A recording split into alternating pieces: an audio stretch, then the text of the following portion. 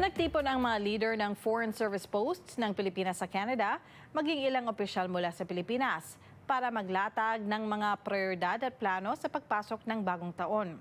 Ilang issue na napag-usapan tulad ng pagbabago sa immigration policies at ang pagsulong sa credential recognition. Ang report mula kay Rhea Santos. Yung policies ng Canada, that's really internal to them. So ang kailangan nating bantayan, hindi maaargabyado yung legitimate rights and privileges ng mga Filipinos here in general. Sa gitna ng mga pagbabagong inanunsyo ng Feds pagdating sa immigration ngayong taong 2024, nagpaalala ang ambassador ng Pilipinas sa Canada na ang kanilang prioridad bilang public servants, mabigyan ng proteksyon ang mga Pilipino sa Canada at pangalagaan ang kapakanan nila anuman ang kahinatnan ng kanilang pangingibang bansa. Pero sakali mo international student ka, there was never a guarantee na magiging PR ka. But we will make sure that your right as an international student ay irerespeto. Nagsama-sama nitong weekend ang mga lider ng konsulado ng Pilipinas sa iba't ibang bahagi ng Canada, maging mga opisyal sa iba't ibang ahensya ng Pilipinas mula Foreign Affairs, Trade and Industry, migrant workers at iba pa. Ang taunang pagtitipon para matuto sa isa't isa at maglatag ng mga plano sa paparating na bagong taon. Tututukan naming mabuti yung mga programa na magpapaayos sa buhay ng mga kababayan natin. In Canada, this include credentials recognition program, yung pag-anticipate na policy sa mga effects ng policy changes sa immigration.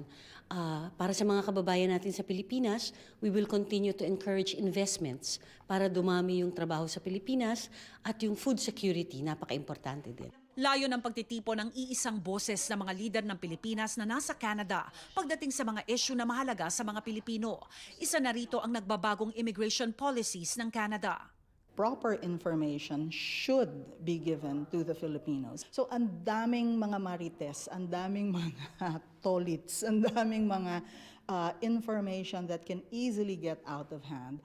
Bukod sa pagpapalaganap ng tamang impormasyon, ilang prioridad din ang inilatag ng mga konsulado sa paparating na bagong taon.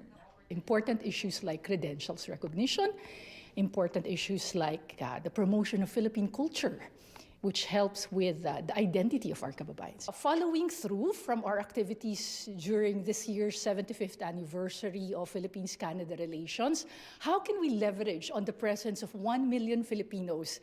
Paano magiging partners ang ating mga kababayan dito in encouraging more cooperation between the Philippines and Canada in different fields? Next year our priority will be the elections for the overseas absentee voting, how to mobilize, how to promote it. Ipinagdiriwang ngayong 2024 ang ika-75 anibersaryo ng bilateral relations sa pagitan ng Canada at Pilipinas. Patuloy daw isusulong ang ikauunlad ng mga Pilipino sa parehong bansa. Rhea Santos, Omni News, Vancouver.